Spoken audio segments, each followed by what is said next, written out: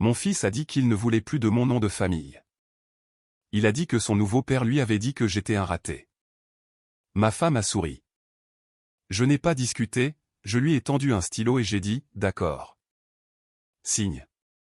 La réalité a frappé une semaine plus tard, lorsque l'avocat lui a demandé si elle comprenait ce qui venait d'être abandonné. Je ne veux plus de ton nom de famille. Les mots ont détonné sur la terrasse de tante Dorothée comme une grenade roulée sous la table du buffet. 40 personnes en pleine bouchée, en pleine gorgée, en pleine conversation, tout s'est arrêté. Les fourchettes se sont figées au-dessus des assiettes de saumon fumé. Les coupes de champagne sont restées suspendues dans les airs. Même la brise provenant du lac d'Annecy a semblé marquer une pause. Mon fils se tenait là, âgé de 17 ans, portant une veste à 1850 € que Stéphane lui avait achetée la semaine dernière. Les épaules en arrière, le menton levé, me regardant droit dans les yeux avec un regard qui ne contenait aucun doute, aucune hésitation, juste de la certitude. Le genre de certitude que seuls les adolescents et les imbéciles possèdent. Stéphane dit que tu es coincé dans le passé. C'est l'homme que je veux être. Il réussit. Il est respecté. Toi, tu ne fais que maintenir. Le mot est resté suspendu, maintenir, comme si j'étais un concierge balayant les sols de ma propre vie. Autour de la terrasse, les réactions se sont propagées. La fille adulte de Stéphane, Camille, a baissé les yeux vers son assiette. La mâchoire de mon cousin Bastien s'est crispée. Tante Dorothée a posé son verre avec précaution, comme si elle désamorçait un engin explosif. Et puis Mathilde, mon ex-femme, a levé sa coupe de champagne, l'a inclinée vers moi avec ce sourire répété que j'avais vu 1000 fois pendant notre mariage, celui qui disait qu'elle avait déjà gagné quelque chose pour lequel je ne savais pas que nous étions en compétition. Au nouveau départ, a-t-elle dit, et au choix de son propre chemin. Stéphane a passé son bras autour des épaules de Clément. Fier de toi, mon fils. La terrasse était toujours silencieuse, dans l'attente, tout le monde me regardait. Gustave, mon père, 78 ans et toujours aussi vif que le jour où il a fondé la pharmacie Beaumont en 1968, a commencé à se lever. Son visage était devenu rouge. J'ai croisé son regard et j'ai fait un léger signe de tête négatif. Il s'est rassis, mais ses mains agrippaient les accoudoirs de sa chaise si fort que ses articulations en étaient devenues blanches. J'ai fouillé dans la poche de ma veste, j'ai sorti l'enveloppe que j'avais apportée juste au cas où, car je savais peut-être pas les mots exacts que Clément utiliserait, mais je savais que ce moment arrivait. Je le savais depuis qu'il avait commencé à appeler Stéphane papa devant ses amis il y a 6 mois, depuis que Mathilde avait repris son nom de Vasseur 2 semaines après la signature des papiers du divorce. Depuis que Clément avait cessé de répondre à mes messages mais identifiait sa nouvelle famille dans chaque publication sur Instagram. Je me suis levé, j'ai parcouru les 3 mètres jusqu'à l'endroit où Clément se tenait, savourant son moment de déclaration. J'ai placé l'enveloppe sur la table devant lui, et j'ai posé mon stylo à côté. « Tu as bien réfléchi ?» ai-je demandé. « Oui, je l'ai fait. » La voix de Clément était forte, assurée. « C'est qui je suis maintenant. Alors rends cela officiel. Signe ici. » Il a regardé l'enveloppe, puis m'a regardé. « C'est quoi ça? Une renonciation légale au nom Beaumont? Si tu y renonces, fais-le correctement. » Mathilde a ri, ce petit rire nerveux qu'elle faisait toujours lorsqu'elle essayait de contrôler une situation. « Richard, c'est inutile. C'est juste un formulaire de changement de nom pour le lycée. » Non, ceci le rend contraignant, j'ai gardé mes yeux fixés sur Clément. « Signe-le si tu es sérieux. » Il a saisi le stylo. Bien sûr qu'il l'a fait. Il avait fait son annonce devant 40 personnes. Il s'était enfermé dans un coin construit entièrement sur sa propre fierté et l'argent de Stéphane. Il n'y avait plus de marche arrière possible sans paraître faible. Clément a griffonné son nom au bas de la renonciation comme s'il dédicaçait un ballon de football. La signature était penchée vers la gauche, précipitée, impatiente. Il a fait glisser le papier sur la table vers moi. C'est fait. Je suis Clément Vasseur maintenant. Il m'a regardé avec quelque chose de proche de la pitié. Tu te sens mieux, Richard? J'ai plié le papier, je l'ai remis dans l'enveloppe et je l'ai glissé dans la poche de ma veste. Ton choix a été acté devant témoin. C'est ce qui compte. J'ai boutonné ma veste et me suis dirigé vers les marches de la terrasse. Derrière moi, j'ai entendu la voix de tante Dorothée, calme mais tranchante. Mathilde, as-tu examiné ce document? C'est du théâtre, a dit Mathilde. Richard fait son dramatique. Mathilde, la voix de mon père est intervenue, tu aurais dû m'appeler d'abord. Je ne me suis pas retourné. Je n'ai pas regardé en arrière. J'ai simplement descendu les marches, traversé la pelouse jusqu'à ma voiture garée dans l'allée circulaire. Je suis monté, j'ai démarré le moteur. Dans le rétroviseur, je pouvais les voir tous encore debout sur la terrasse, Stéphane avec son bras toujours autour des épaules de Clément, Mathilde souriante, le côté Beaumont de la famille restant très immobile, très silencieux. Je suis rentré chez moi. La maison à Écully était silencieuse. Elle l'était toujours maintenant. Pas de bruit de pas d'adolescents dans les escaliers. Pas de musique filtrant à travers les murs. Pas de dispute sur les couvre-feux, les clés de voiture ou les dossiers d'inscription à l'université. Juste le ronronnement sourd du réfrigérateur et l'aboiement lointain du chien de Madame Pascal, la voisine. Je me suis versé 2 doigts de scotch.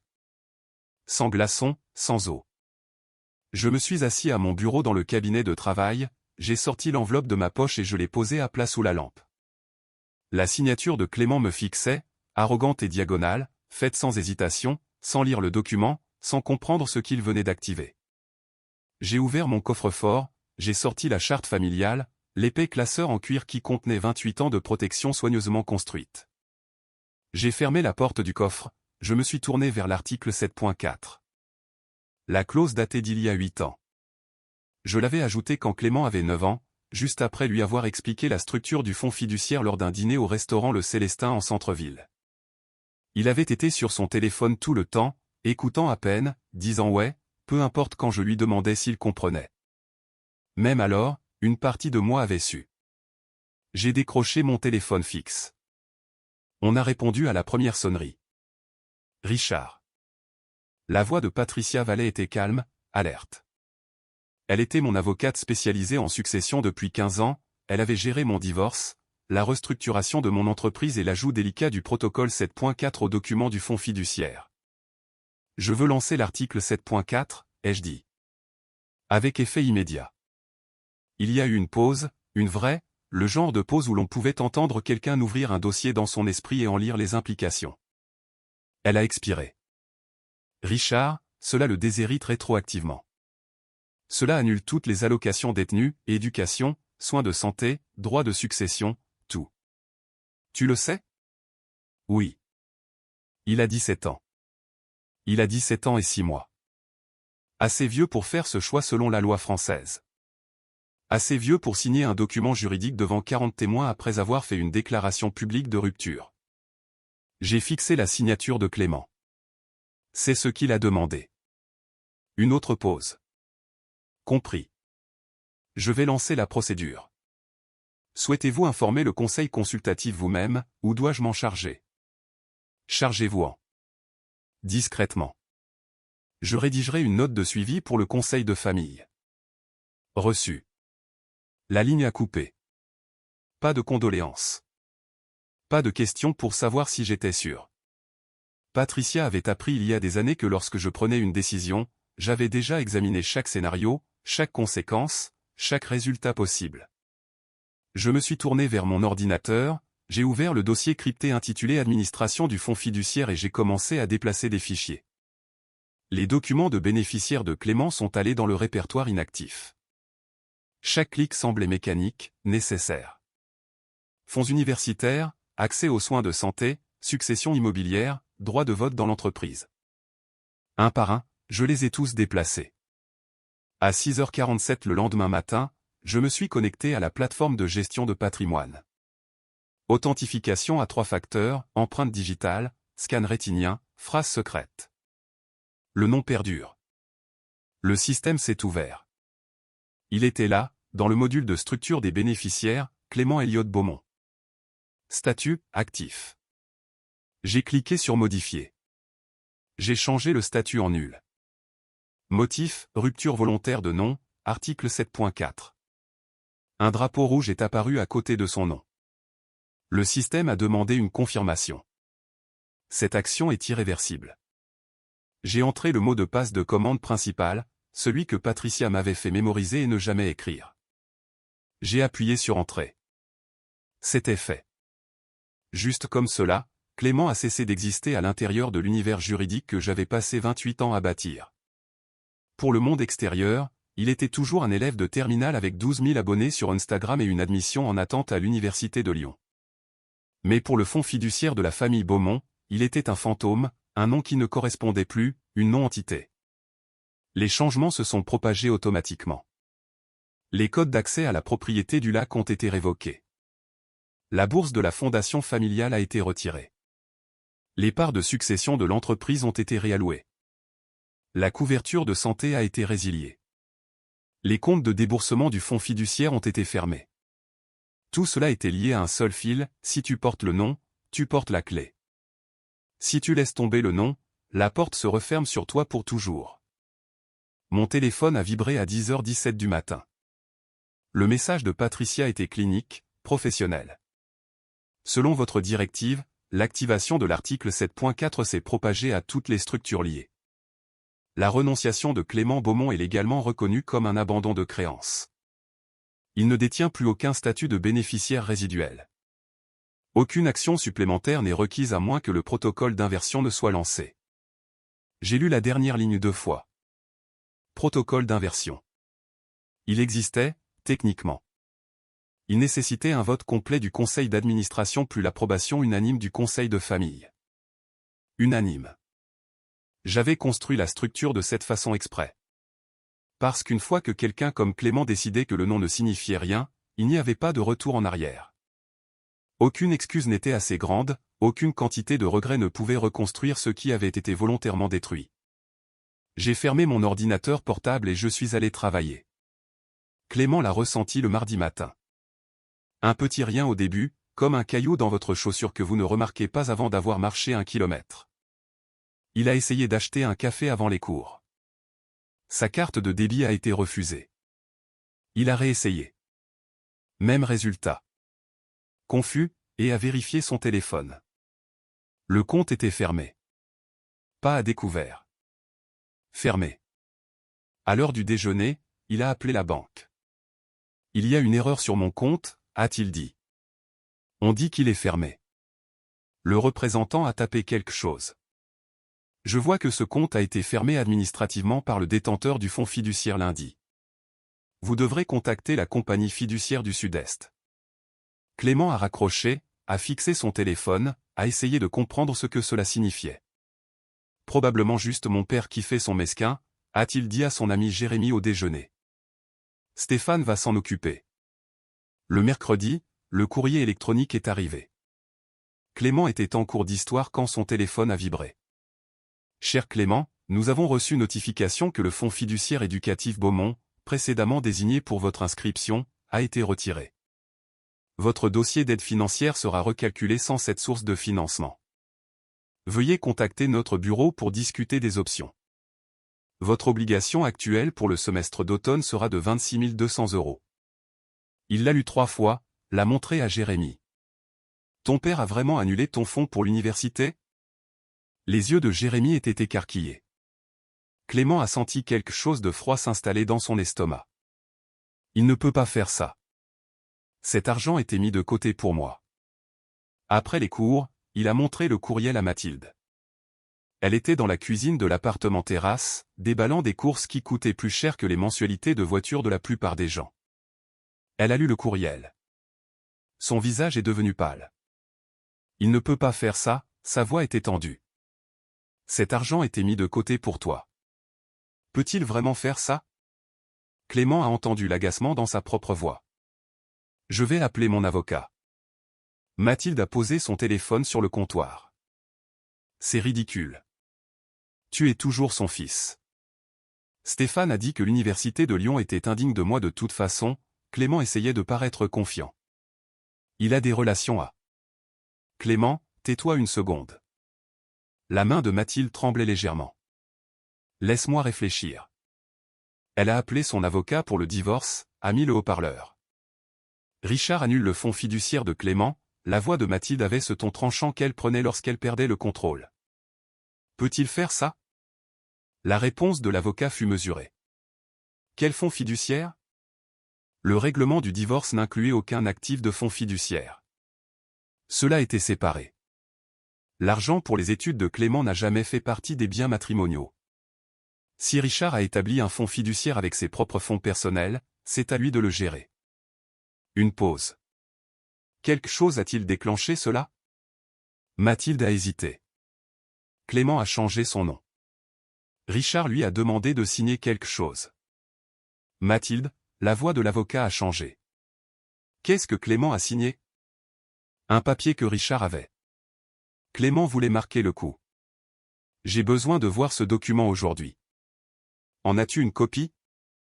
Non, la voix de Mathilde était ténue maintenant. Richard l'a pris. Alors tu dois en obtenir une. Immédiatement. L'appel s'est terminé. Mathilde est restée là à fixer son téléphone. Clément la regardait. Maman? Elle l'a regardé, vraiment regardé. Pour la première fois depuis le brunch, il a vu quelque chose sur son visage qui l'a effrayé. Pas de la colère. De la peur. Qu'est-ce que nous avons fait? A-t-elle chuchoté. Jeudi matin, Julie Sauval a appelé. Clément était sous la douche quand son téléphone a sonné. Mathilde a répondu. Madame Vasseur, nous devons discuter du statut de la bourse de Clément. Stéphane buvait du café, lisant le journal. Il a levé les yeux quand Mathilde a mis le haut-parleur. Quoi donc? La voix de Stéphane était décontractée. La Fondation éducative Beaumont a retiré sa bourse pour l'année prochaine. La voix de Julie était désolée mais ferme. Cela couvre 32 300 € de ses frais de scolarité annuels. Nous avons également été informés que sa désignation au sein du fonds fiduciaire familial a changé. Comment est-ce légal? La voix de Mathilde a craqué. Il reçoit cette bourse depuis sa première année de lycée. La bourse de la Fondation est renouvelable annuellement et exige le maintien de la position au sein de la famille. Selon leurs lettres, Clément s'est volontairement retiré de la structure familiale Beaumont. Stéphane a posé son café brusquement. C'est de la discrimination. Vous ne pouvez pas révoquer une bourse à cause d'un changement de nom. Monsieur Vasseur, la Fondation éducative Beaumont est une entité privée avec des exigences de bénéficiaires spécifiques. Ils ont identifié d'autres récipiendaires. Julie a marqué une pause.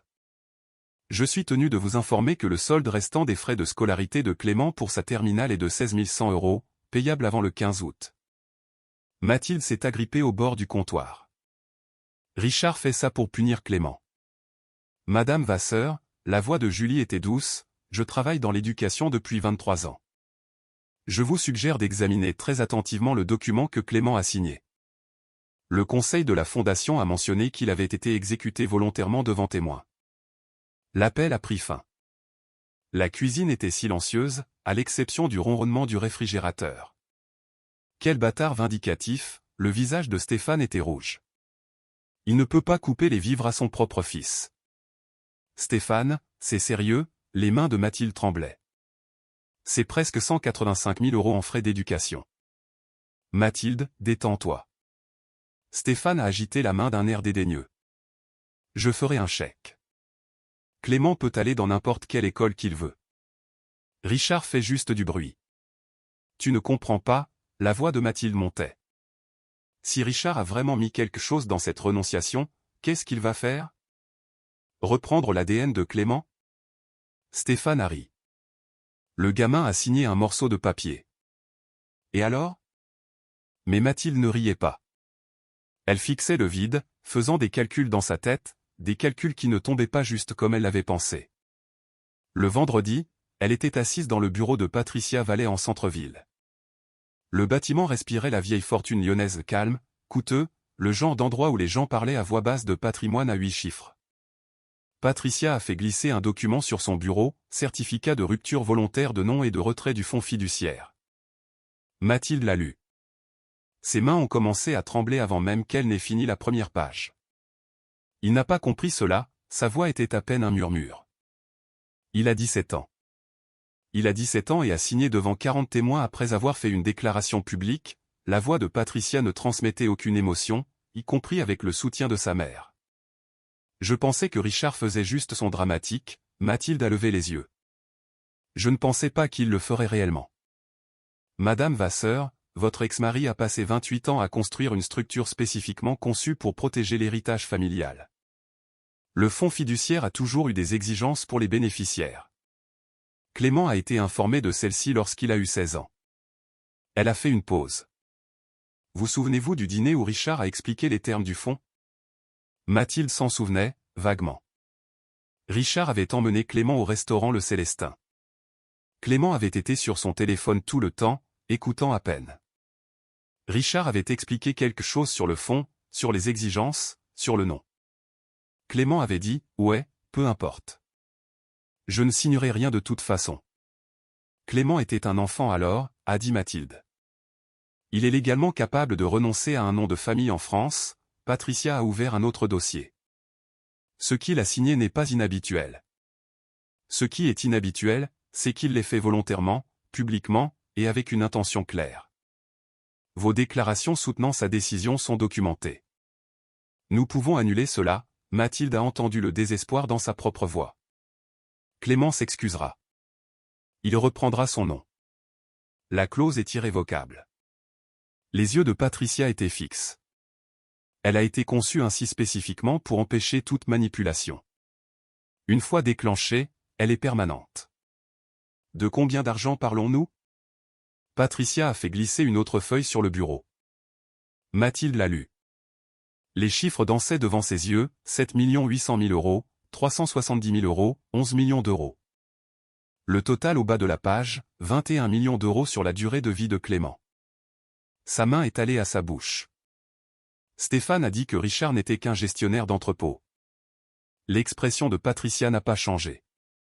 Monsieur Beaumont possède 68% d'une entreprise de distribution de fournitures médicales avec des contrats dans toute la région et un revenu annuel de 74 millions d'euros. L'entreprise n'a aucune dette et dégage 15% de profit annuel. Il a choisi un mode de vie modeste. Cela ne signifie pas qu'il manque de ressources. Puis-je contester cela? Sur quel motif? Vous avez encouragé publiquement la décision de Clément. Vous avez renoncé à toute prétention sur les actifs du fonds fiduciaire lors de votre divorce. Clément a signé volontairement. Patricia s'est penchée légèrement en avant. Que allez-vous contester exactement? Mathilde s'est levée et est sortie sans répondre. Ce soir-là, elle a montré le résumé à Stéphane. Il l'a fixé pendant un long moment. Seigneur. Richard a caché des millions. Il n'a rien caché, la voix de Mathilde était creuse. Je n'ai pas posé les bonnes questions pendant le divorce. J'étais tellement en colère, je voulais juste partir. Bon, alors Clément a perdu un fonds fiduciaire, Stéphane a posé le papier. J'en créerai un pour lui. Problème résolu. Mathilde l'a regardé. Stéphane, as-tu 7 millions d'euros de liquidité? Eh bien, non, mais mon portefeuille. Ton portefeuille est principalement composé d'immobilier avec effet de levier. Tu m'as dit toi-même que tu portes 129 millions d'euros de dette contre 184 millions d'euros de propriété. C'est comme ça que l'immobilier fonctionne, Mathilde. La voix de Stéphane était maintenant tranchante. On appelle ça l'argent des autres. Clément vient de renoncer à 21 millions d'euros d'argent garanti, pourquoi? Mathilde a fait un geste désignant l'appartement terrasse. Tes relations? Ton train de vie? Je lui donne une vie meilleure que Richard ne l'a jamais fait. Stéphane s'est levé. L'appartement terrasse, les vêtements, la voiture, ce sont des choses, Stéphane. La voix de Mathilde s'est brisée. Richard lui a donné une infrastructure. Alors nous allons arranger ça. Stéphane faisait maintenant les 100 pas. Clément va s'excuser. Richard va se calmer. L'avocate a dit que c'était irrévocable. Tout se négocie. Richard fait juste de l'esbrouf. Mais même la voix de Stéphane manquait de conviction. Clément ne comprenait pas. Pas vraiment. Pas encore. Il comprenait que son compte en banque était fermé. Il comprenait que sa bourse était partie. Il comprenait que son fonds pour l'université s'était évaporé. Mais il ne comprenait pas la profondeur, la permanence, la totalité de ce qu'il avait fait. Le samedi, il s'est rendu en voiture à ma maison à Écully, la maison où il avait grandi, où je lui avais appris à faire du vélo dans l'allée, où nous avions passé d'innombrables samedis à travailler sur des projets de science à la table de la cuisine. Il s'est arrêté devant la grille, a tapé son code.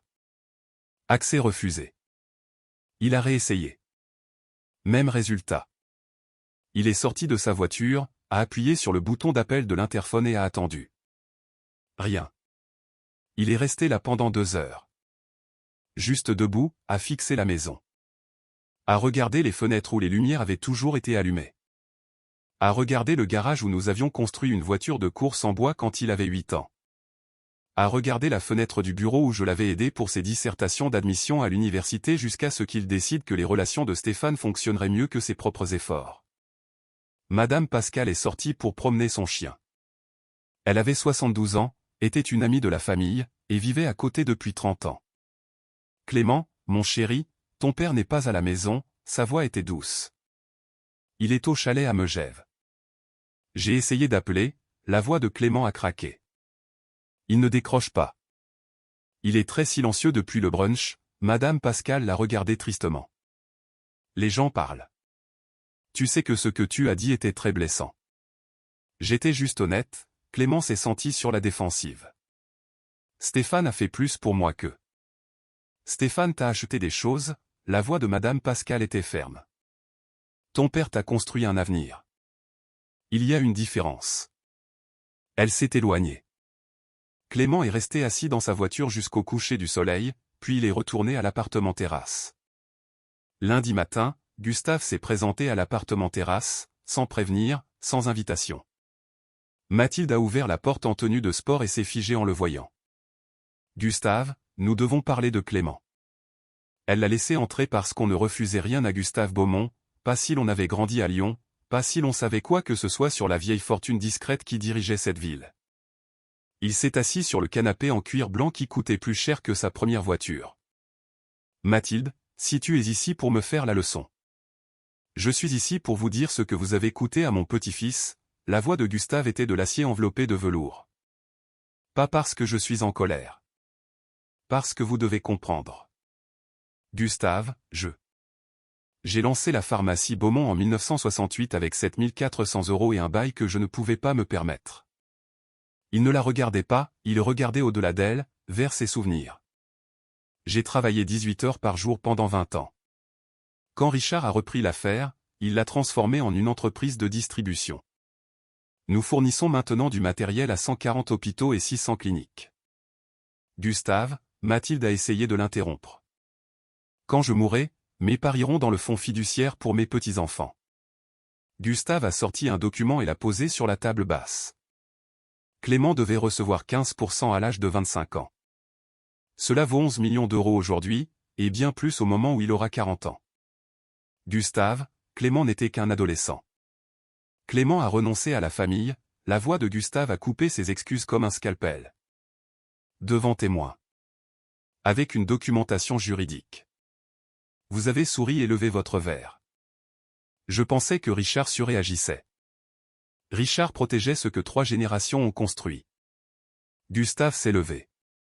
Vous pensez que l'appartement terrasse de Stéphane est de la richesse? Voici ce qu'est la richesse. Il a désigné le document du doigt. Le fonds fiduciaire possède 8 bâtiments médicaux. Nous détenons des brevets sur 3 systèmes logistiques de distribution. Nous avons des contrats verrouillés pour 15 ans. Clément a renoncé à devenir millionnaire pour impressionner un homme qui loue son train de vie. Stéphane possède ses propriétés, la voix de Mathilde était faible.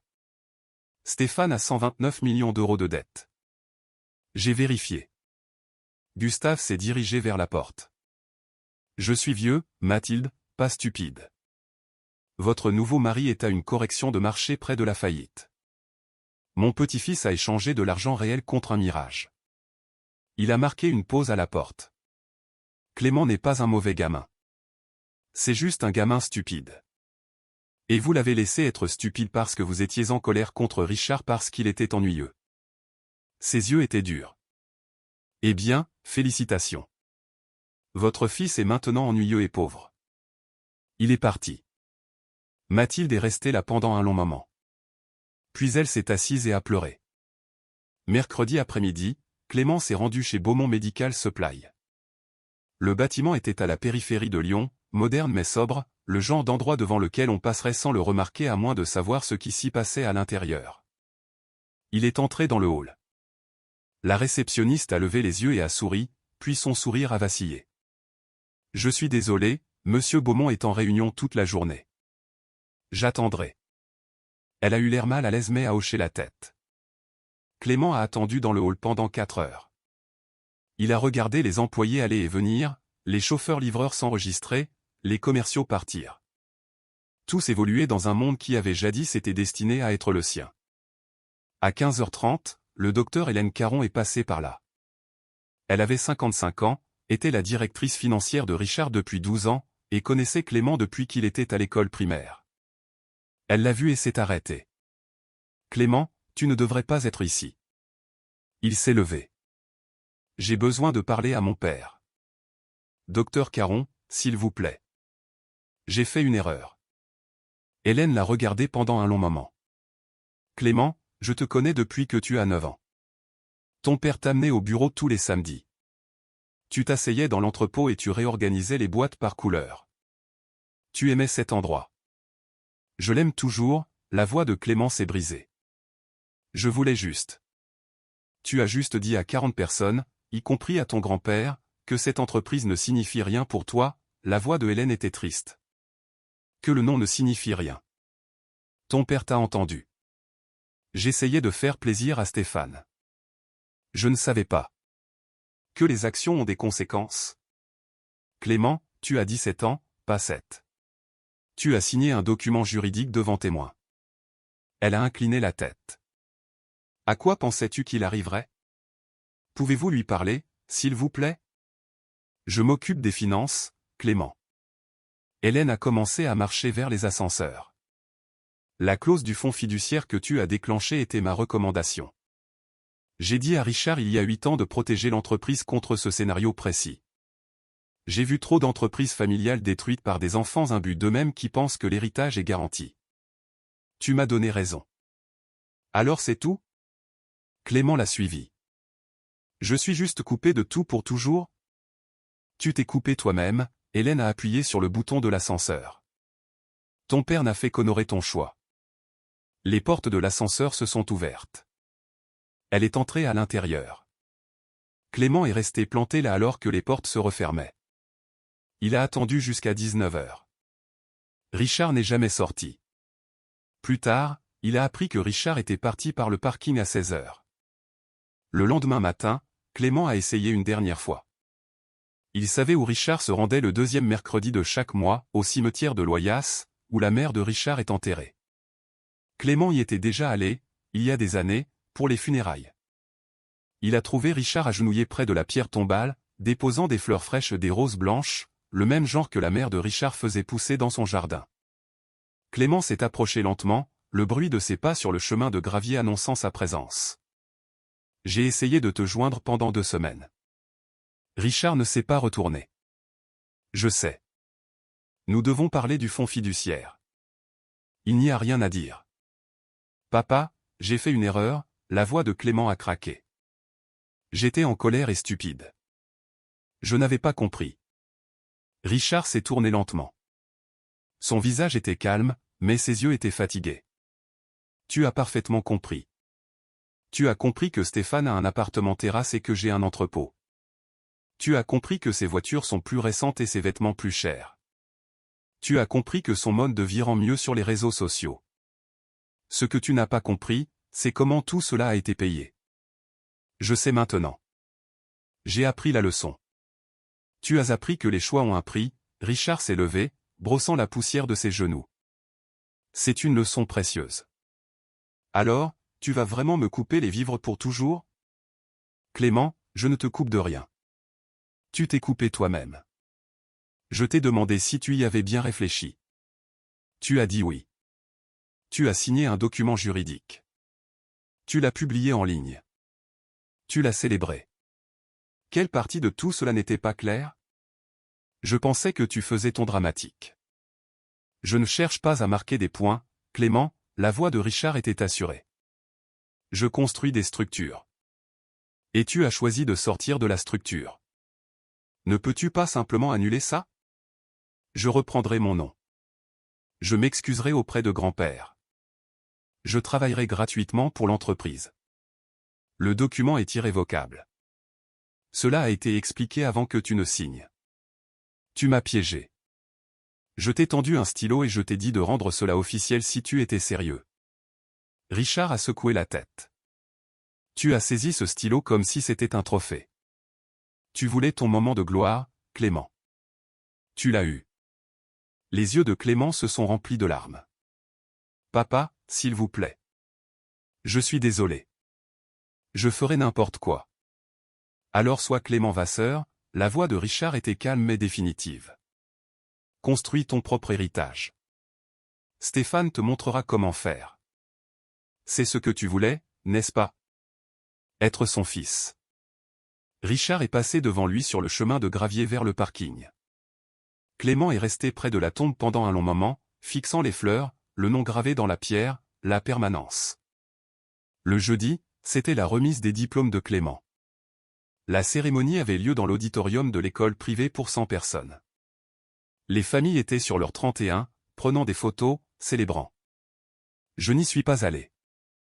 Gustave y est allé. Il s'est assis au fond, loin de Mathilde et de Stéphane. Pendant la cérémonie, ils ont annoncé les attributions de bourses. Le nom de Clément a été appelé pour plusieurs bourses, mais pas pour la bourse de la Fondation éducative Beaumont. Pour la première fois en 4 ans, elle a été attribuée à quelqu'un d'autre. Quand Clément a traversé la scène pour recevoir son diplôme, il a balayé l'assistance du regard, me cherchant. Je n'étais pas là. Après la cérémonie, et a trouvé Gustave sur le parking. Grand-père, est-ce que papa est là? Non, Clément, il n'est pas là. Est-ce que tu lui as parlé de la remise des diplômes? Il savait, la voix de Gustave était monocorde. Il a choisi de ne pas venir parce que je ne suis plus un Beaumont. Parce que tu as dit que tu ne l'étais plus, Gustave a regardé son petit-fils. Ton père croit les gens. C'est l'une de ses forces. Mathilde a essayé de s'approcher. Gustave s'est éloigné sans lui adresser la parole. La photo de ce jour-là montre Clément entre Mathilde et Stéphane, le bras de Stéphane autour de ses épaules. Clément fixe l'objectif sans sourire, sans joie, juste avec le regard vide de quelqu'un qui commence à comprendre le prix des choses. La photo n'a jamais été publiée sur les réseaux sociaux. Vendredi, une lettre est arrivée pour Clément, remise en main propre par un coursier. Il l'a ouverte dans sa chambre, seul. Clément? À présent, tu comprends ce que tu as signé il y a quelques semaines. Tu en as ressenti les conséquences. Tu as essayé de t'excuser. Tu veux annuler ton choix. Je veux que tu saches que je ne suis pas en colère. Je ne l'ai jamais été. J'ai été déçu, mais pas surpris. Tu te dirigeais vers ce moment depuis que ta mère et moi avons divorcé. Elle s'est remariée rapidement. Tu t'es trouvé une nouvelle famille. Tu voulais appartenir à quelque chose qui paraissait plus impressionnant que ce que j'ai construit. Je comprends cette impulsion. Je ne la respecte pas, mais je la comprends. Ce que tu as signé n'était pas une punition. C'était un miroir. Tu as dit que le nom Beaumont ne signifiait rien pour toi. La structure du fonds fiduciaire était d'accord avec toi. Si le nom ne signifie rien, pourquoi devrait-il comporter des avantages? Tu m'as demandé au cimetière si j'allais vraiment te couper les vivres pour toujours. Je ne te coupe de rien. Tu es mon fils biologiquement. Cela ne change pas. Ce qui a changé, c'est ta relation avec l'héritage que 3 générations ont construit. Tu y as renoncé publiquement devant témoins, avec une documentation juridique. La structure a répondu en conséquence. Pourrais-je passer outre le fonds fiduciaire? Légalement, oui. Avec l'approbation du conseil d'administration et le consentement de la famille, je pourrais restructurer les documents. Mais je ne le ferai pas. Non par malveillance, mais parce que la leçon que tu apprends a plus de valeur que l'argent que tu as perdu. Tu iras à l'université quelque part. Tu te construiras une vie. Et à chaque étape du chemin, tu comprendras ce que les choses coûtent. Tu comprendras que les choix ont un poids. Tu comprendras que l'héritage n'est pas quelque chose dont on hérite, c'est quelque chose que l'on mérite et que l'on protège. Stéphane t'aidera. Je suis sûr qu'il t'a promis une vie meilleure. Tiens le responsable de cette promesse. Le bâtiment de Beaumont Medical Supply sera toujours à Lyon. Le chalet sera toujours à Megève. Le fonds fiduciaire continuera de croître. Rien de tout cela ne portera ton nom. Non pas parce que je t'ai retiré, mais parce que tu t'es retiré toi-même. Si tu réussis, et je l'espère, tu construiras ton propre héritage. Tes enfants, si tu en as, porteront le nom que tu auras choisi. Peut-être demanderont-ils des nouvelles de leur grand-père. Tu pourras leur dire que j'étais un raté, comme tu l'as dit à 40 personnes lors d'un brunch. Ou tu pourras leur dire la vérité, que j'ai construit quelque chose qui valait la peine d'être protégé, et que je l'ai protégé quand tu as décidé que tu n'en voulais pas. Tu es libre maintenant, Clément. Pas d'attente, pas de pression, pas d'héritage à maintenir. Stéphane t'apprendra ce que cette liberté vaut. Richard. Clément l'a lu 3 fois, et resté assis sur son lit en tenant le papier, sentant le poids de chaque mot. Il ne l'a montré ni à Mathilde ni à Stéphane. 3 mois plus tard, septembre est arrivé. Clément a commencé des études supérieures courtes. Les problèmes de liquidité de Stéphane avaient empêché l'inscription à l'université prestigieuse. L'appartement terrasse semblait différent maintenant, moins comme un foyer, plus comme un hôtel où Clément était un invité de longue durée qui avait prolongé son séjour. Il travaillait à temps partiel au bureau de gestion immobilière de Stéphane, classement, tâches de base, salaire minimum, avec en plus l'inconfort gênant de savoir que son beau-père lui avait promis beaucoup plus. Mathilde avait pris un emploi à temps partiel, sa première fois travaillant depuis 13 ans. Elle était réceptionniste dans un cabinet dentaire. Elle ne l'a jamais mentionné à ses amis. Les affaires de Stéphane étaient sous pression. La banque voulait voir de meilleurs chiffres. Il était question de quitter l'appartement terrasse pour quelque chose de plus modeste, des discussions à voix basse, tard dans la nuit quand il pensait que Clément ne pouvait pas entendre. Clément utilisait toujours le nom Beaumont légalement, mais socialement à l'école, au travail les gens l'appelaient Vasseur. Il existait dans un étrange espace intermédiaire, ni tout à fait l'un, ni tout à fait l'autre. Son compte Instagram était pour la plupart silencieux maintenant. La vidéo virale de lui renonçant au nom de son père avait 89 000 vues. Les commentaires étaient brutaux.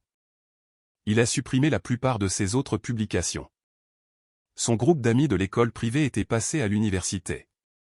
Ils envoyaient encore des messages parfois, mais de moins en moins. Il était celui qui était resté en arrière alors qu'ils avançaient. Un samedi de fin septembre, j'étais à l'entrepôt de Beaumont Medical Supply. Tôt le matin, avant que le soleil ne soit complètement levé. J'aimais ça ainsi. Calme, paisible, juste moi et l'inventaire et l'odeur du carton et des possibilités. Oncle Richard ? Je me suis retourné.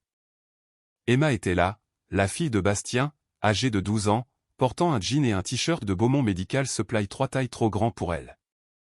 Pourquoi sont-ils organisés par couleur ? Elle regardait une étagère d'équipement. Quelqu'un a pensé que cela avait plus de sens comme ça, j'ai souri. Il y a bien longtemps. C'est idiot, Emma a secoué la tête. Sérieusement, ils devraient être classés par type de produit. Tu as raison. Tu veux m'aider à arranger ça ? Ouais. A-t-elle souri. Est-ce que je peux utiliser le chariot élévateur ? Pas avant tes 16 ans. Mais tu peux utiliser le chariot manuel. Nous avons travaillé ensemble pendant un moment, l'entrepôt se remplissant lentement de la lumière du matin, le bruit des boîtes déplacées, réorganisées, remises à leur place. Oncle Richard ? La voix d'Emma était toute petite. Oui. Papa a dit que Clément venait ici le samedi avant. C'est vrai. Pourquoi ne vient-il plus ? Il a trouvé quelque chose qu'il aimait mieux. Emma a regardé autour d'elle dans l'entrepôt, les hauts plafonds et les étagères organisées et le but tranquille de tout cela. Qu'est-ce qui est mieux que ça ? Elle semblait sincèrement confuse. C'est ce qu'il y a de mieux. Je le pensais aussi. Est-ce que Clément vient pour Noël à Megève ? Non, Emma, il ne vient pas. Elle a réfléchi à cela un instant, puis a haussé les épaules. Tant mieux. Plus de dessert pour nous. J'ai souri, la première fois depuis des mois que cela semblait réel. Nous avons continué à travailler alors que la lumière du matin remplissait l'entrepôt. Dehors, la ville se réveillait. Les gens commençaient leur journée, faisaient leur choix, construisaient leur avenir ou le démantelaient. Ici, il n'y avait que moi et Emma et le bon travail honnête consistant à organiser les choses, à les mettre à leur juste place, à comprendre que tout a une valeur, mais seulement si l'on sait comment la protéger. Clément était quelque part dehors, vivant son choix, apprenant le coût des choses, construisant l'avenir qu'une personne peut construire lorsqu'elle s'est détournée de celui qui avait été soigneusement élaboré pour elle. J'espérais qu'il s'en sortirait. Vraiment. Il était toujours mon fils. Cela n'avait pas changé. Mais il n'était pas un Beaumont. Pas de la manière qui comptait. Pas de la manière que le fonds fiduciaire comprenait. Pas de la manière dont 3 générations avaient construit ce nom pour qu'il signifie quelque chose au-delà de simples lettres sur un acte de naissance. Emma a trouvé une boîte qui était mal étiquetée, et me l'a apportée. Celle-là est au mauvais endroit, oncle Richard. Quel coup d'œil. J'ai pris la boîte. Montre-moi où elle doit aller. Elle m'a conduit vers la bonne étagère, la bonne catégorie, le bon endroit. Chaque chose à sa place. C'est ce que mon père m'avait appris. C'est ce que j'ai essayé d'apprendre à Clément. C'est ce qu'Emma apprenait maintenant sans même s'en rendre compte. Dehors, le soleil était complètement levé. La journée avait commencé. À l'intérieur de l'entrepôt, nous continuions à travailler, à organiser, à construire, à protéger ce qui importait. Le nom perdure, si vous choisissez de le porter.